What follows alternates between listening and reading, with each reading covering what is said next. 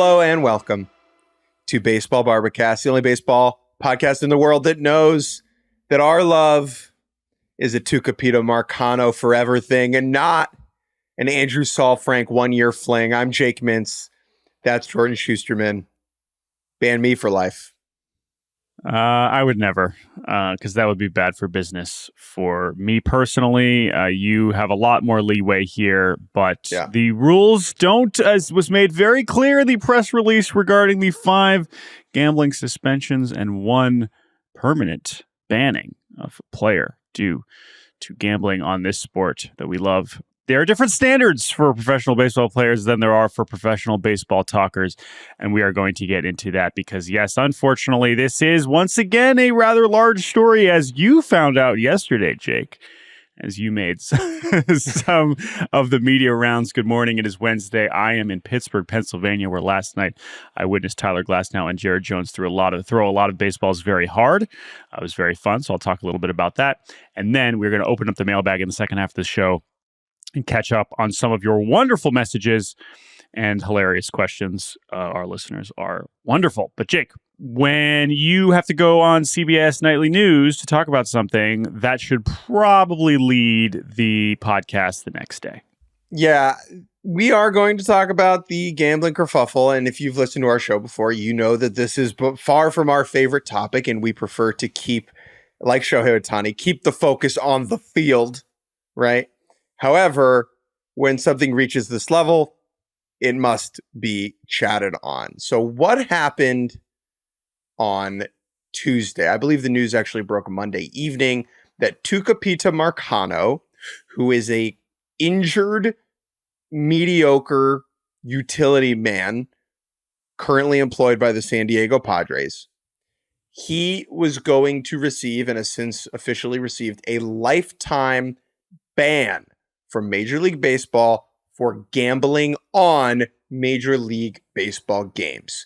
In that announcement, 4 other players, Andrew Saul Frank, who's a pitcher for the Diamondbacks, Michael Kelly, a pitcher for the Oakland A's, Jose Rodriguez, an infielder for the Philadelphia Phillies, and Jay Groom, who is a pitcher for the San Diego Padres, all received 1-year suspensions for betting on MLB games. Their suspensions were shorter because they bet on those MLB games while they were in the minor leagues. That is the key distinction here. Another key distinction between Marcano's actions and the actions of those 4 other players is Marcano was betting a whole lot more money on games, a whole lot more times. I believe he was around 385, 87 total bets on baseball games. That totaled around 150,000. All the other guys were, I believe, below $500 in total bets. Now, there's a lot to pick through here, and none of it is exciting or exhilarating. None of it makes me love the sport more, and that is what we try to do on a regular basis. But Jordan, where do you want to hop into this? Why don't we do this? Let's give just an ounce of background on who Tucupita Marcano is. Sure. As a player and how did we get to this point? That's fine. Yeah. I mean, he was a prospect originally with the Padres as, again, kind of this do-it-all, play a bunch of positions, good defender, good contact player, no power at all, but a very skilled player. And he was actually traded to the Pirates in the deal for Adam Frazier at the 2021 deadline. And that's relevant because he is on the Pirates. And eventually he gets very injured. And it sounds like a lot of this gambling was taking place while he was on the Major League injured list after undergoing season-ending surgery. And so he was at least around the team a lot. He wasn't necessarily playing in any of these games that he was gambling on, but he was a major league player gambling on major league games, and that is what gets you banned for life. But now, he ended up back with the Padres, the team that originally signed him. They claimed him on waivers from Pittsburgh over the offseason, where he is still, I think, rehabbing the same injury that happened last year. And I think the other important context here, regardless of the players involved, and each of these players involved has different backgrounds and different, whatever, is why we got here to begin with is I think a key understanding as to why this was even being looked at. How does this get uncovered? Which is basically, and MLB makes this very clear, now that, as we all know, MLB has these very close gambling partners, what has happened here is those partners clearly, as part of this deal, was, hey, so we're going to have all these deals and we're all going to make a bunch of money and it's going to be great. But should you uncover evidence, or should you realize that someone with an account with your website where you can gamble your money is associated with a baseball player, you need to let us know ASAP. And that is what has happened here.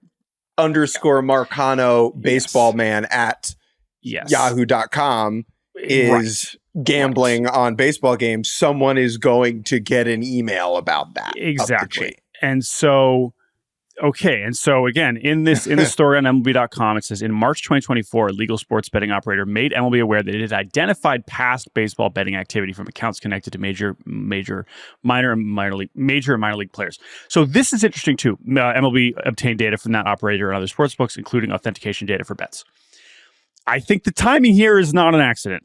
Okay, I would not be surprised if after we have this Ohtani mess that MLB was like, hey guys, not that we didn't already take Rule 21 seriously, which we're going to get into, but if we are going to be, in bed with all these companies, we should go to them and say, hey, you really, really need to tell us like right now if you have any sort of proof. And like, I don't know what that process goes into, but the fact that they told us in March 2024 they did this process, I don't think that's a total accident. But either way, they do that. And now here we are a couple months later with the results from those investigations.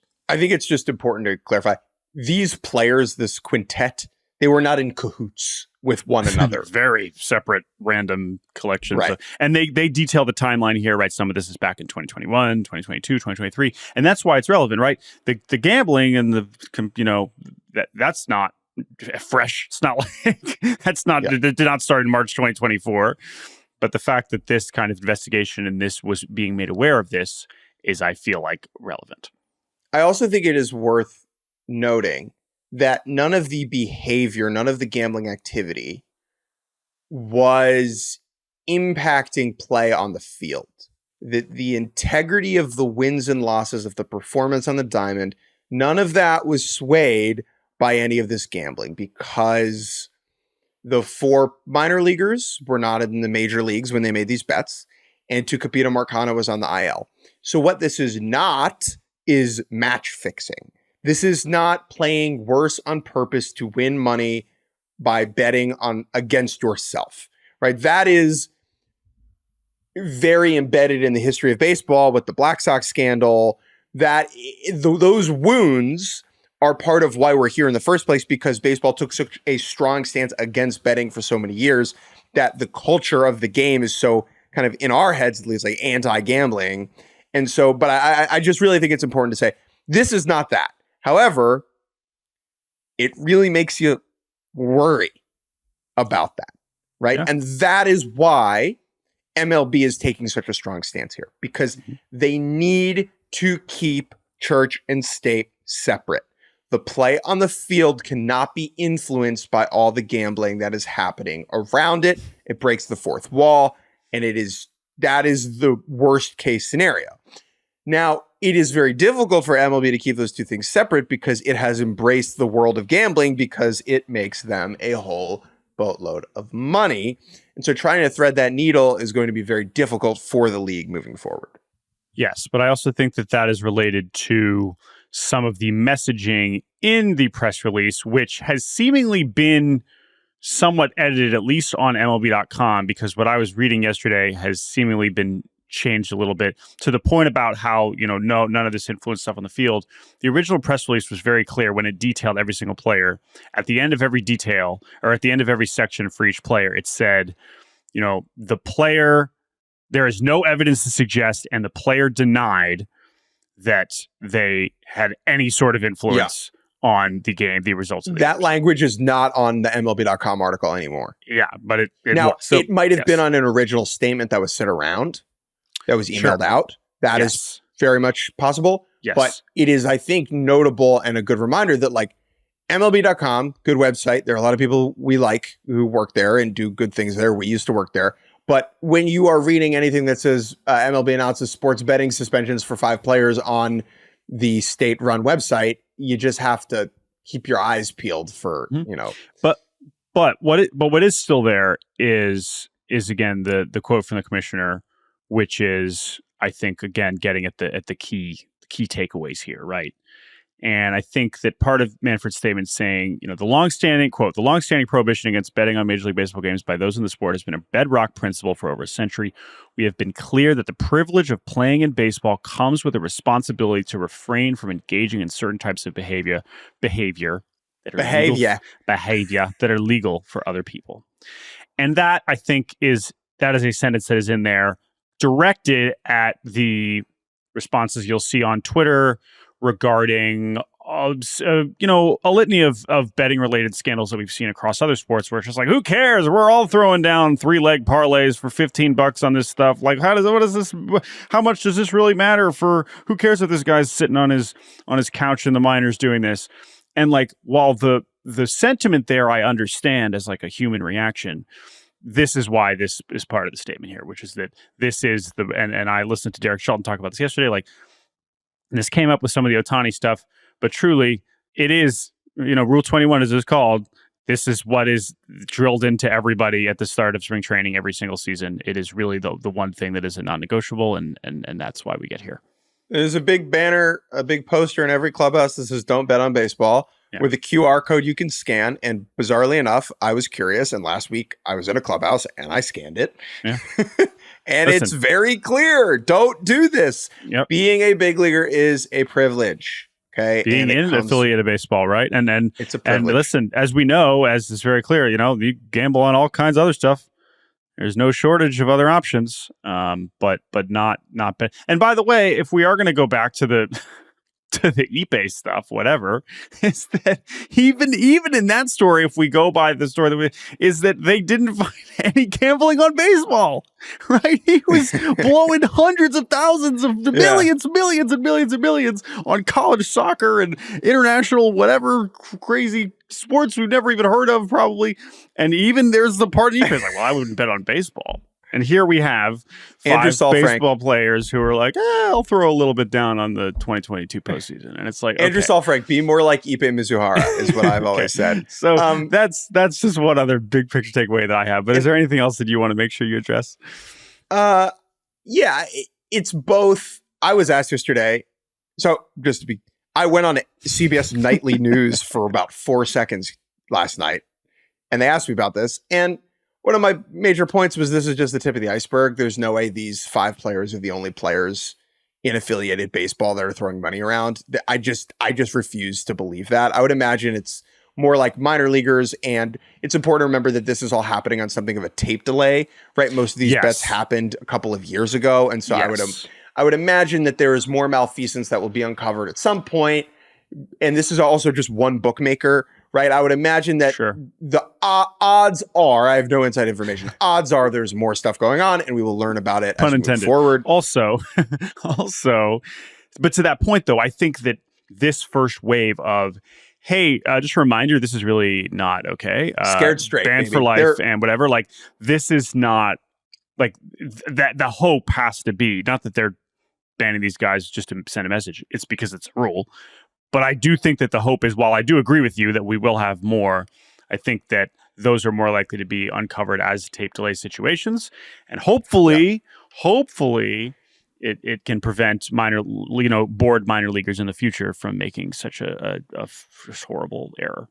Let's crack open a can of jokes, if you don't mind. Actually, before we do that, I want to zoom in on these 5 players, because a question that I got yesterday from some people was, the risk reward proposition here doesn't make any sense for these people, right? Because they're making so much more money than they gambled on the game, and now they're foregoing, in most of these cases, in some of these cases, like $740,000. Oh yeah, prorated, right? Which Michael is Kelly, the major league salary. Yeah. And so why are they doing that? And here is the answer to that question. Ready? If you have a large enough population size, there are going to be stupid people making stupid decisions that are, irrational, that are self-inflicting and disastrous. And that's just a fact of human nature. And so why did these people make these dumb decisions? Well, you know what? They might be dumb. that might be part of it. And not just maybe dumb, but like short-sighted or, not thinking their actions through, which is the thing everybody does. But we exhibit some self-control to not do it in this way. I want to separate Marcano here just very briefly. The way that I think about gambling, sports gambling as an activity, and people who are maybe experts can correct me if you think I'm wrong. There are three main buckets. There's gambling for sport, where it's a fun activity that you throw a little bit of money on and it heightens your appreciation of the game. This is what gambling companies want you to do. This is something that, Jordan, you and I have done. We once went to the Bahamas and sat in the sports book at the Bahamas casino and bet on the Bahamas Bowl for like $30 because that was funny. And we enjoyed ourselves, right? And we won a little bit of money. Tennessee State, yeah. Shouts out Middle Tennessee State. We appreciate that 3-leg parlay, right? Jordan and Jake, we have never bet on baseball, just to be clear. Let me just say that. Yeah. Period. Confirmed. Right, that is bucket one. Bucket two is betting as a means to make money. To make money. In the baseball player context, that is malfeasance. That is, the idea that, I'm going to use my inside information to benefit and profit from this. This is like the Alabama baseball coach scandal where he had inside information about SEC baseball games and was calling someone to place bets. That is that bucket, right? Using information to make money off of gambling. Bucket three is addiction. That is Ipe, right? So that is uncontrollable connection to throwing money around because of the buzz and the rush and the adrenaline. So those, in my mind, are kind of the three different kinds. Marcano smells a little bit like addiction to me. I mean, we don't have enough details on that yet, and I think we'll learn more. But 387 bets over that short of a span and $150,000, that just feels a little bit unhinged and beyond. So I don't want to cast aspersions on that. These other four gentlemen, that is just dumb. It is dumb because they are spending as little as, what was Michael Kelly? $99. Can you give us the details on that, Jordan? That is a guy being irresponsible and betting for sport. That is not using inside information for being a baseball player to make money. This is not someone who is addicted to gambling. This is just doing it for fun. And I would say it's probably not fun anymore. Right. And again, as it's become legal in all these places over the past few years, like I can imagine, there are situations where it's like you're bored in the minors and it's like, oh, this is this easy. This is to throw some money down on the baseball team that I watch every night because I'm in their minor league organization. Sure. That is obviously irresponsible and not smart if you are a baseball player, but that is a very realistic sequence of events that has clearly occurred in the case of these four players. All right. Can you give us some funny details about? I mean, again, like the degree to which they because clearly they want to be thorough in their investigations, but they tell you exactly how much they bet, how much they won, how much they lost, and this was also something that we got in the Ipe investigation with way more staggering totals. But I mean, they're telling us exactly when the bets were placed. That there were, there's a detail about Andrew Saalfrank that seems to have been edited out of the MLB piece, but was absolutely in there beforehand. Where it says Saalfrank bet $445 on baseball. 444 of that was on MLB-related bets, with the net loss of $272. Ultimately, Saalfrank only won 5 of his 28 MLB-related bets and lost his $1.80 college bet. $1.80. There was, it said here, the dates, and again, this was edited out of the MLB article, and I don't know why, but it's on the Cronkite news story because it's for the Arizona local story, and it says on March 9th, 2022, Saalfrank, from September 9th, 2021 through October 29th, 2021, and on March 9th, 2022, Saalfrank placed 29 baseball bets, including 28 MLB-related bets and 1 parlay bet on college baseball. So it seems that on March 9th, 2022, Andrew Saalfrank was like, I got to throw down $2 on a college baseball game.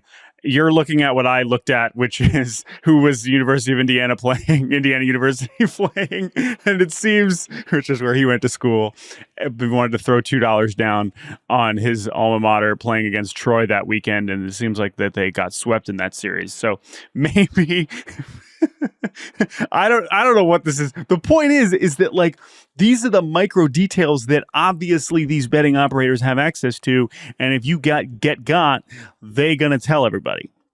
And so even if seems to be an editorial decision to not include that detail in the story as currently constituted on MLB.com, it is on the internet now, and it is subjectively funny.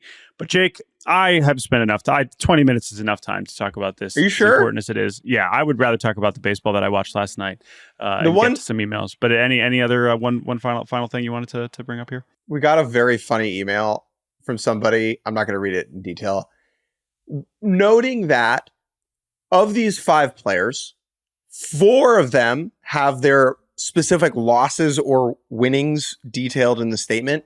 So, for instance, Michael Kelly won a total of $28.30. Congrats, Michael Kelly. You are a winner. Year of major league salary. Yeah. You did it. Tucupita Marcano, he lost, I believe, a ton of money, right? Yeah, he was did not do great. Had a net loss of $433.54. Mm-hmm. And Saul Frank had a net loss of $272.64. Jose Rodriguez, who has one career pinch running appearance in the major leagues, which is very funny. Okay. Yeah. He does not have any of his net losses or net gains on here. It says he bet a total of $749.09. Maybe he was exactly even. Maybe he was exactly even, and that's implied. Or as this email asks, maybe he was just baller at this. Maybe Jose Rodriguez was so freaking good at betting that MLB didn't want to include it in the statement because it would like heroize him, right? People would be Jose like, Rodriguez, man, I got to give Jose a call. He can give me some tips. Jose, if you were nailing these dribble drabbles, these little wager pieces, send us an email, baseballbarbicus@gmail.com with your betting tips, please. Please don't. All right. Thank you for that recap, Jake Mintz. Now, before we take a break, let's talk about some baseball that I saw while you were busy being on the nightly news. Oh, look at me, Jake Mintz. I was watching some baseball at PNC Park. Tyler Glasnow returning to Pittsburgh, making his first start there in nearly 7 years exactly. The last time Tyler Glasnow started a game at PNC Park was June 2017. He then goes to the bullpen and gets traded, and we all know what happens after that. But I went back and watched that game. He allowed 7 runs to the Marlins, including a home run over the batter's eye at PNC Park, which has only happened like twice in the StatCast era, courtesy of Giancarlo Stanton. That was the farthest home run that Tyler Glasnow has ever allowed in his career. That was the last time Tyler Glasnow started a game at PNC Park. Last night, Tyler Glasnow looked like the version that we've been watching, not just this year, for a few years now since he's been healthy. He was marvelous. He made one mistake. That was a home run to Jack Sawinski. And unfortunately, that was one too many mistake. Because Jake Mintz, are you aware of Tyler Glasnow's run support situation lately? Yeah, he's not getting a whole lot of it. He's getting literally none of it. This is one of the more staggering statistics of the season, Jake Mintz. Tyler Glasnow has made 5 consecutive starts in which the Dodgers have scored 0 runs while he was on the mound. The Dodgers, that team, with all the good players. Yeah. And apparently some very, very bad players. Yeah. That's Tyler Glasnow is getting that level of run support, which is very strange. He pitched very well. Jared Jones pitched even better. Jared Jones is incredible. I'm very excited to watch Paul Skeens tonight. However, Jared Jones is he's throwing 100 with gnarly breakings. He doesn't throw a splinker, right? I understand that. He's got a good changeup, was working last night. Best it's looked all season. The slider was tremendous. He strikes out Ohtani a couple times, gets a double play. He's making, Mookie look bad. He's making all these other. He was marvelous. So Jared Jones is awesome. Excited to watch Skeens. And trying to think of. Oh, and then the one other incredible. Did you see what Aroldis Chapman did? This is one of the funniest moments of the season. It's probably worth a larger discussion, which we can touch on briefly, but go ahead. Late in the game, Rowdy Tellez is doing his thing where he walks and strikes out everyone. In between that, he allows a rocket to center field off the bat of Teoscar Hernandez, 107 off the bat, 29-degree launch angle, which is normally a home run, but not in this park and not in any park, according to StatCast, because of where this landed. However, you could tell Aroldis Chapman thought it was a home run because he spiked his glove immediately. If you recall Eduardo Rodriguez doing this in the World Series, it was not quite that dramatic, but it was similarly angry. And then Jack Sawinski was like, I got it, no problem. What are you going on about?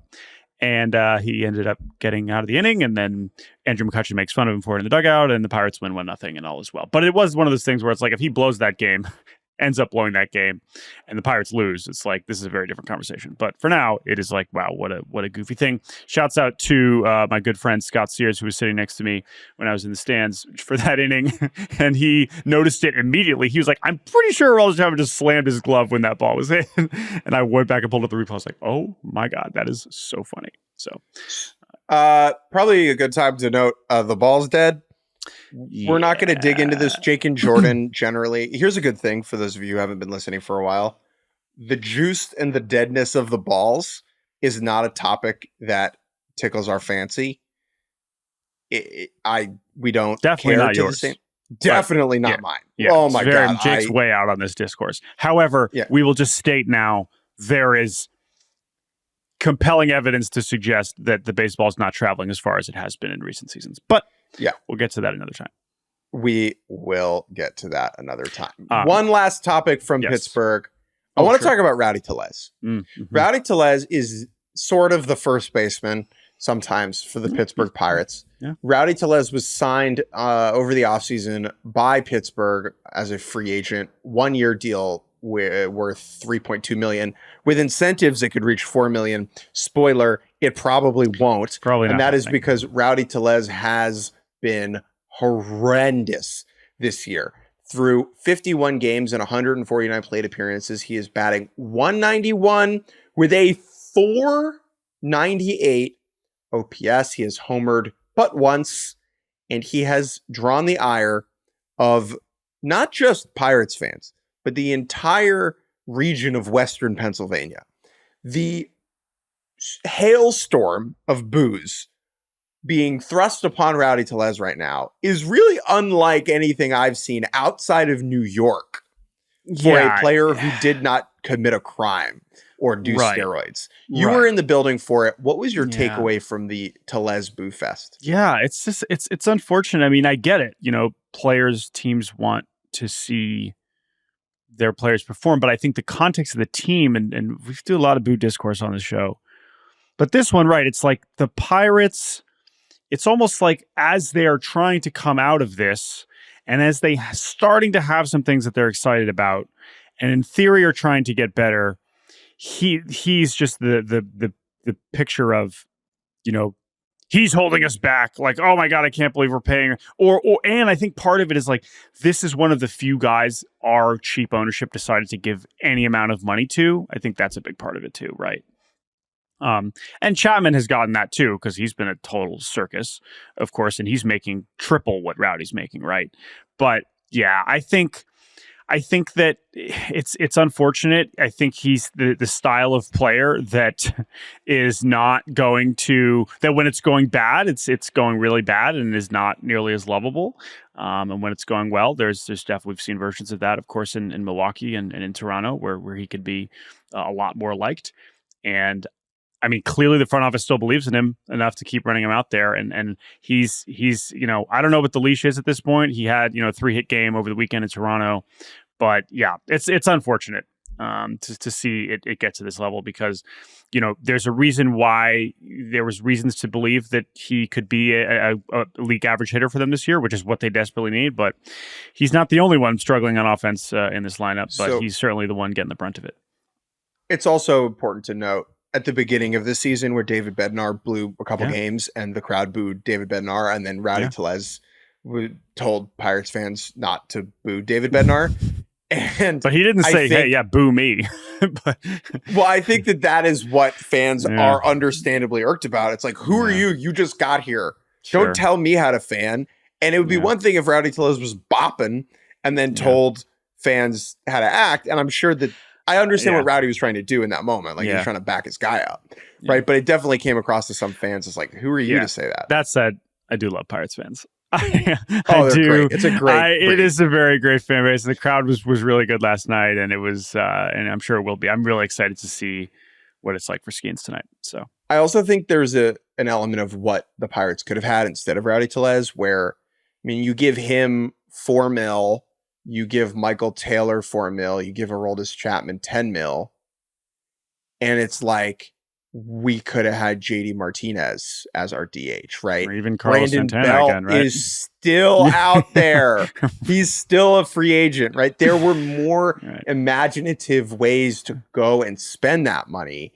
And it is, I think, for fans, a missed opportunity because the Pirates, as frugal as they've been, I mean, going out and dropping just a little sprinkle of coin on those three guys, that is not overwhelming, but it's significant. I mean, they could have had Jack Flaherty, right, for that amount of money combined. And so there's a sense of missed opportunity there that I'm sure is very frustrating. Okay, Jordan, let's take a break. And when we get back, we'll crack open a can of mailbag on everyone's ass. And welcome back to Baseball Barbacast. Jake Mintz, Jordan Shusterman. Two quick topics before we do mailbag time. One, Rhys Hoskins Fest in Philadelphia this week.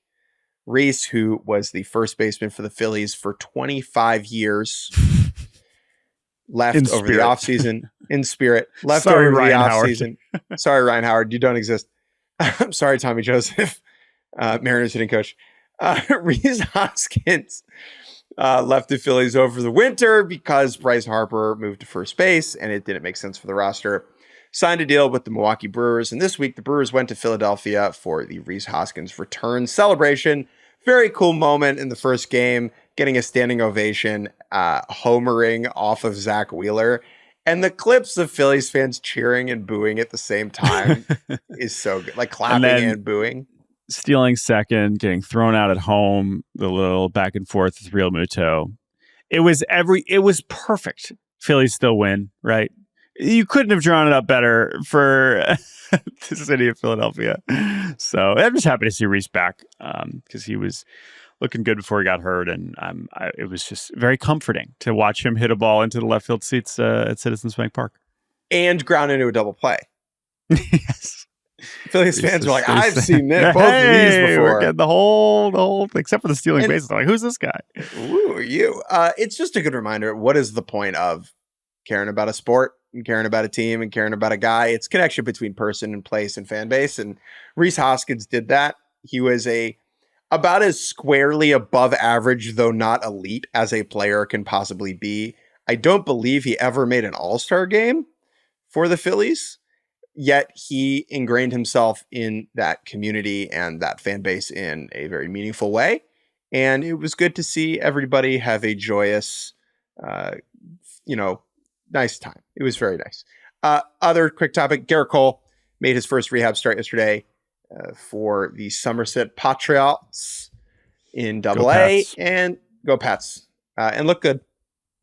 Yeah, 94-97. I believe he only allowed 2 hits, and stuff looked great. He basically said after the game, that I have no edits. He was like, this went exactly as I could have possibly hoped. And that's good because wow, this is, by the way, again, on the same night that Luis Heel looks absolutely unbelievable again.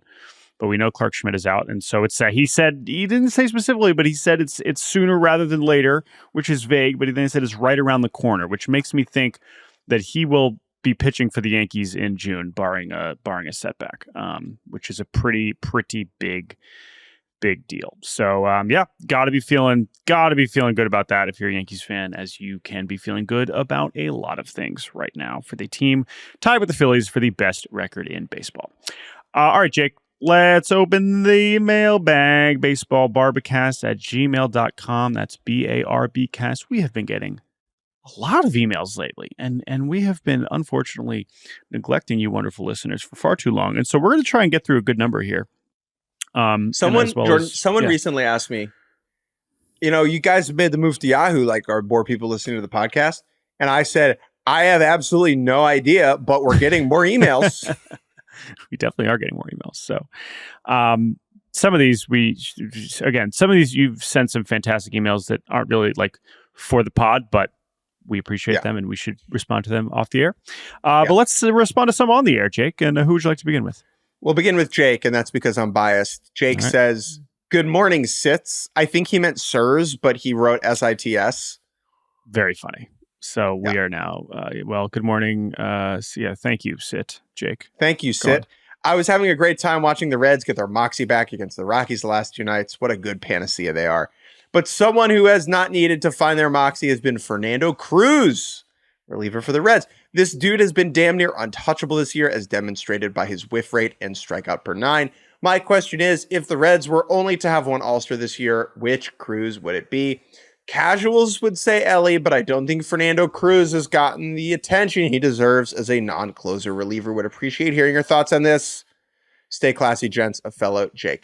I appreciate you, fellow Jake, for standing up for the middle relievers out there. Fernando Cruz, so far this season, in 27 innings. He was nails last year, man. 52 strikeouts in 27 innings. His ERA is 3.58, which is a little bit too high, even though that's not his fault, to get elected to the All-Star game as a reliever. Here's the deal, right?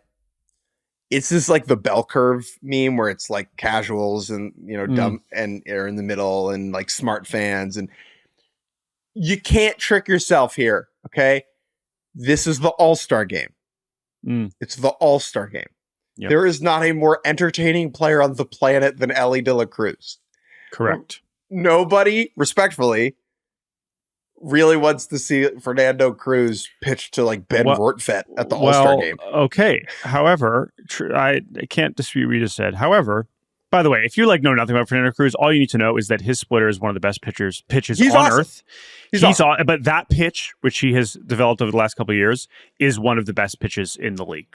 Every stat will tell you it is a whiff machine at a degree that is unbelievable for a 34-year-old journeyman who was pitching an indie ball and all over the place. Anyway, Fernando Cruz, also awesome guy, just fantastic. Anyway, that said, this is maybe a good transition to another email we got about voting for pitchers in the All-Star game, which you can pull up because I want to read that too. But I would say that because I think there's a chance we end up with both of them there. But as far as, so I don't think we aren't going to necessarily have to pick between the two. But to your point, we want to see Ellie, and the league's going to want to see Ellie too. So Ellie could be hitting so much worse than he is, in the league will shoehorn him into the All-Star game. That said, I could see Fernando Cruz striking out the side in the All-Star game in the 8th inning, and people will look up who's that? That could definitely happen, but we will see. But this is sort of related to another email we received. This is from Luke.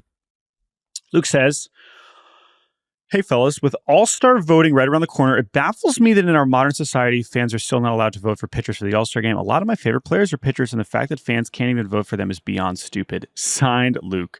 Giants fan hoping Logan Webb doesn't get snubbed for the 3rd year in a row. This is a great point.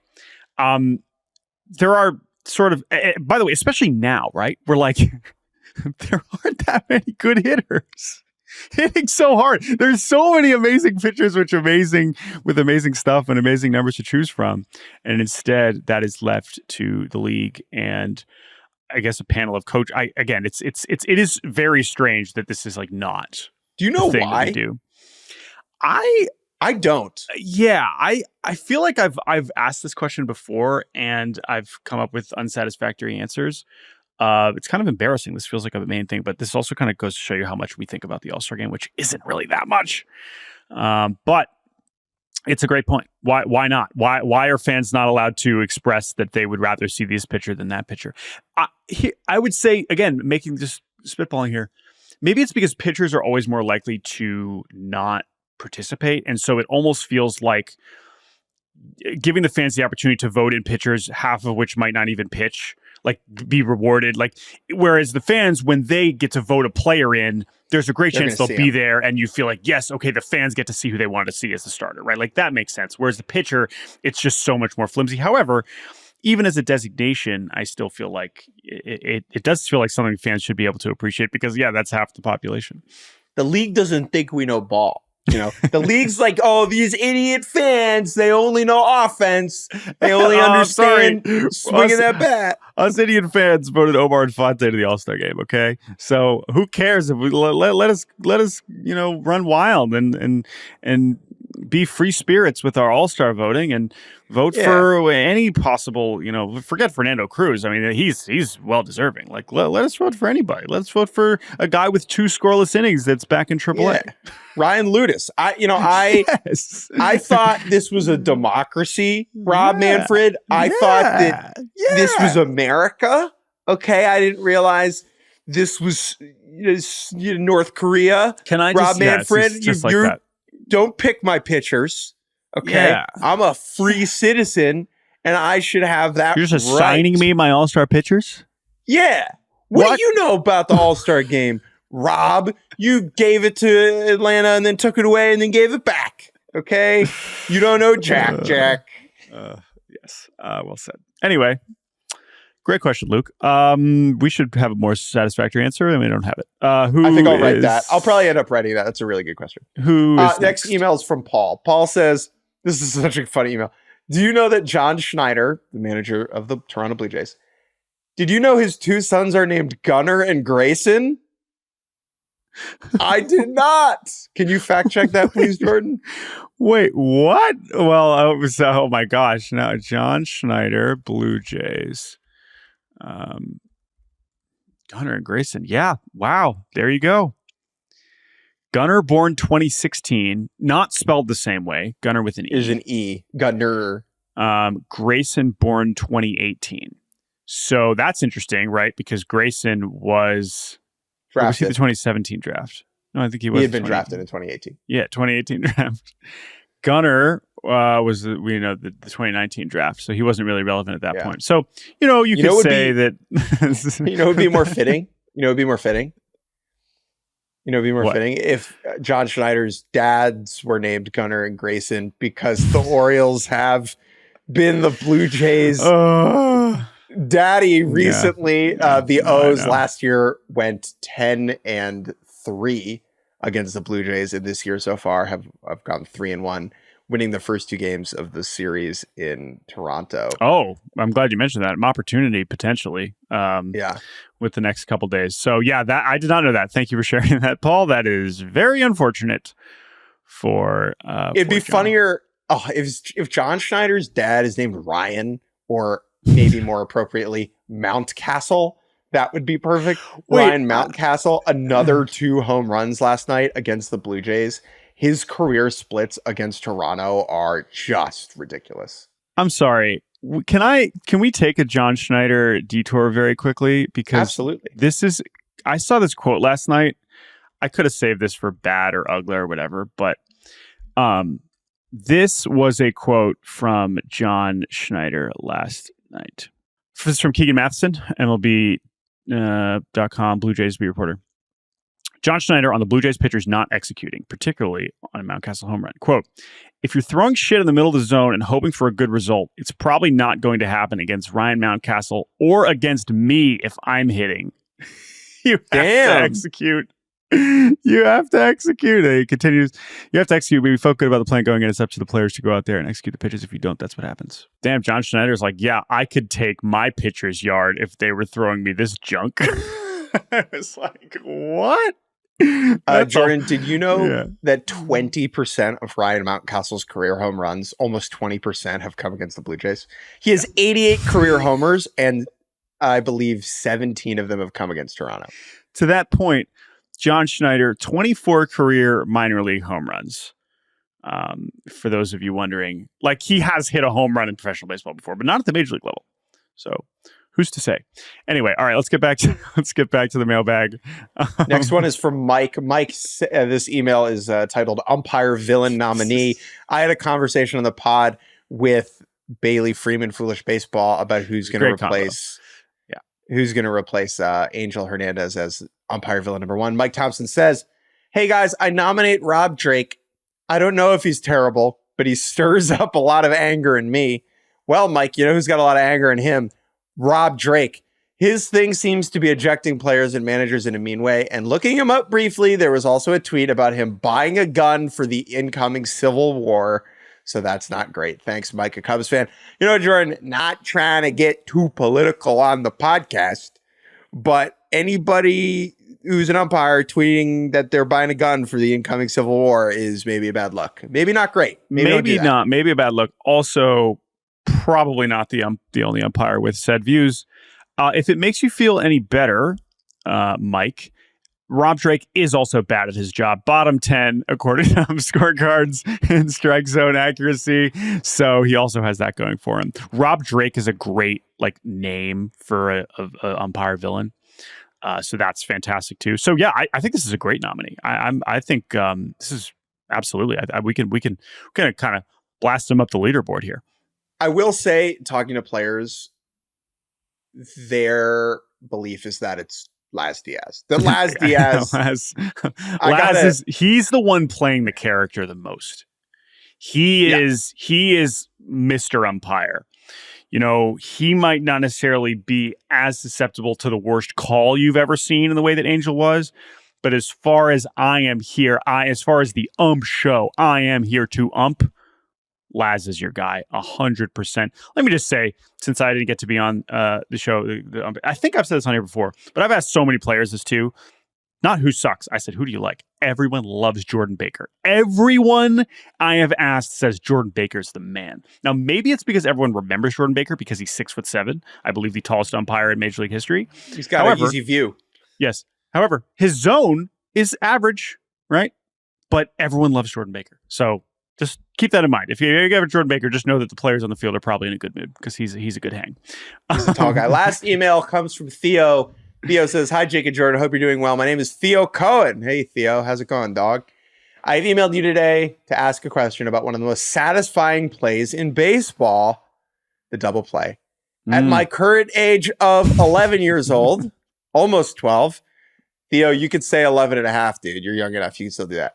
I'm thinking more and more about my favorite pastime. I'm not a Braves fan. I live in St. Louis, but I'm extremely sad about Ronald Acuna getting injured, as I know you are as well. Yes, we are sad. A couple nights ago, though, I was watching my favorite team, the Kansas City Royals, who are 34-22. As of the email, they've been sliding a little bit. Theo says we. You're not on the team, Theo, but you could say we. If you're spending money on the team, well, is Theo spending money? He was on the watching, Royals, made the turn with Bobby Witt and Michael Massey. Yeah. Theo says we turned a 6-4-3 double play. Bobby Witt, Michael Massey to Salvador Perez. As I watched the smooth transition, by the way, this kid can write for an 11-and-a-half-year-old. Theo comes for jobs. Yeah, Theo. Everyone's scared of AI. I'm scared of Theo. As I watched the smooth transition, I realized just how many possible double plays there could be.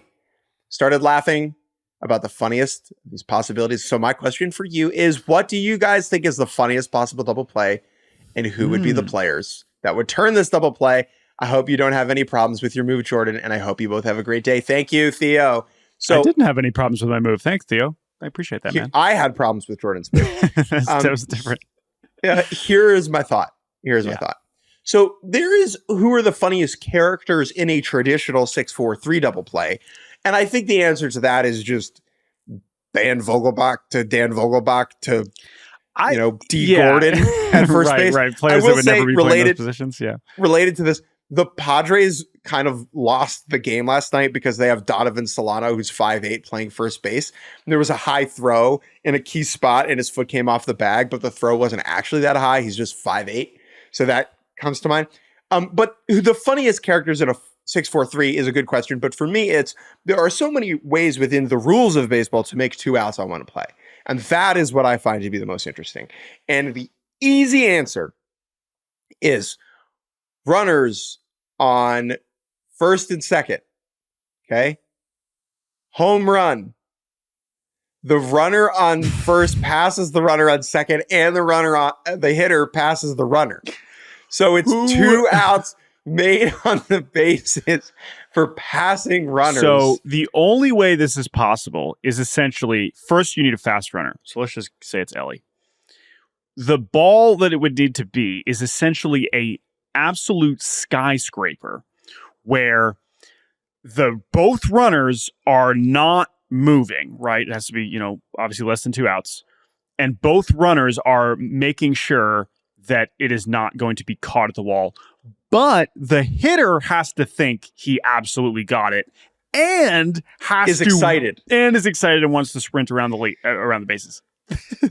So the runner, wait, just to be clear, the runner has to pass both, or the hitter has to pass both runners, right? Because when runners pass each other, the passed runner is out, not the passer.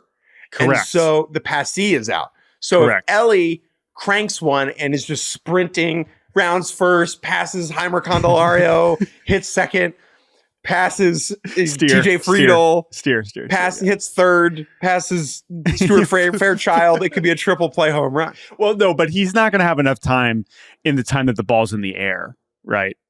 Now, I guess if you still pass them after the ball, that doesn't work. I don't know. That's interesting. Does this still apply if the ball does successfully go over the fence? I believe so. It does, right? So this would require the other base runners to fall down. Now, this also the home isn't run triple play. This is definitely the funniest double or triple play. You're totally right. However, as for I don't know, as for what the actual defense could be doing, there's all kinds of options. Although I will say that the banning the shift has somewhat limited the goofy fielder alignments that allow for very strange combinations, right? Like when Manny Machado was on the warning track. Exactly. Like in the right field corner, stuff like that. So that's the kind of stuff we don't really have anymore, but something involving an outfielder at second base is fun. Maybe here's one. I don't even know why this would happen. This is like a little league thing. Well, you know this. The center fielder creeping in. The center fielder creeping in at second base, where essentially I'm thinking that, but a strike him out, throw him out, but with the center fielder coming in to cover second, which doesn't make any sense because why wouldn't the infielders be there? But anyway, you got another one? Those plays where two runners are trying to score and for some reason the ball's in the air, they're close to each other. Yeah, again, same kind of thing where it's do you know if it's dropping or not? But yeah, sure. And what if both runners are out at home? So, 1-2. Oh, ball in the gap. I've seen that.